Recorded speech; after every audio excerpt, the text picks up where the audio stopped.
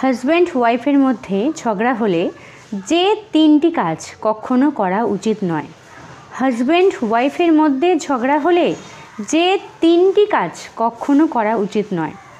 আজকে বলি, কথাগুলো মন দিয়ে শুনবে।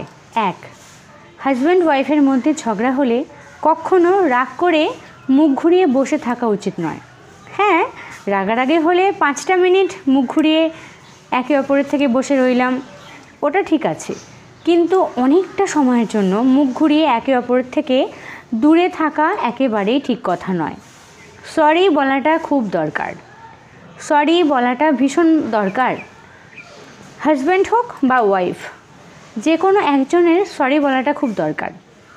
এই না যে হাজব্যান্ড হোক বা ওয়াইফ সরি বললে একে অপরকে আমি ছোট হয়ে যাব, আমি তো হাজব্যান্ড, আমি আমার ওয়াইফকে সরি বলবো, বা আমি তো ওয়াইফ, আমি আমার হাজব্যান্ডকে সরি বলবো, আমি ওর কাছে ছোট হব।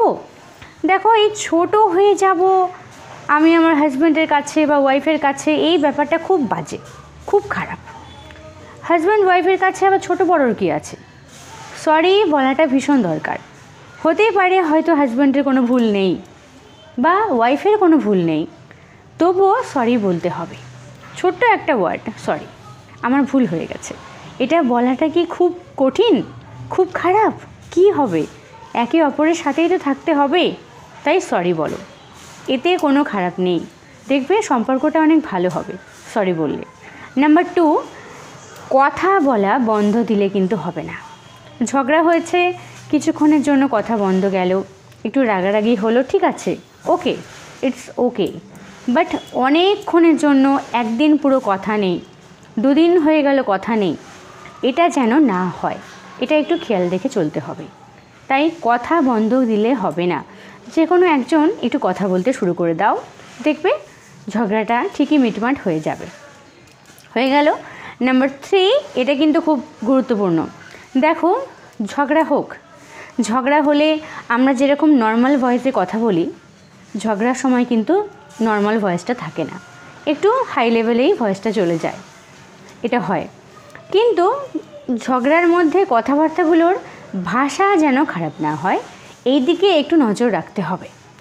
ঝগড়া করছো করো, চিৎকার করছো, চিল্লামিল্লি করছো, ওকে, ঠিক আছে, কিন্তু ওয়ার্ড, যে শব্দগুলো তুমি মুখ থেকে বের করছো, সেই শব্দগুলো যেন খারাপ না হয়, যেন গালিগালাজে ভরা না হয়, এইটা একটু খেয়াল রেখে চলতে হবে। খারাপ হোক, কথাবার্তাগুলো জোরে হোক, কিন্তু ভাষাগুলো যেন ভালো হয়। খারাপ ওয়ার্ডগুলো না খুব হার্ট করে মানুষকে, বুঝলে তো? তাই হাজব্যান্ডকে বা ওয়াইফকে যখনই ঝগড়ার সময় কথাবার্তা বলবে, যেন খারাপ ভাষা ব্যবহার না করে ফেলো। এই 3টে জিনিস লক্ষ্য রাখলেই হাজব্যান্ড ওয়াইফের মধ্যে ঝগড়া হলেও সম্পর্ক কিন্তু ভালোই থাকবে, তাই তো? তো এই 3টে জিনিস একটু খেয়াল রেখে চলবে, দেখবে সম্পর্ক ভালো থাকবে। ঝগড়া হোক না, ঝগড়া ঝামেলা খিটিরমিটির এগুলো তো চলবেই, সম্পর্ক স্থাপন করলে ঝগড়াঝাটি হবেই, প্রত্যেকটা সম্পর্কের মধ্যেই এগুলো হয়। এই পৃথিবীতে এমন কোনো সম্পর্ক নেই যেখানে হাজব্যান্ড ওয়াইফের মধ্যে ঝগড়া হয় না।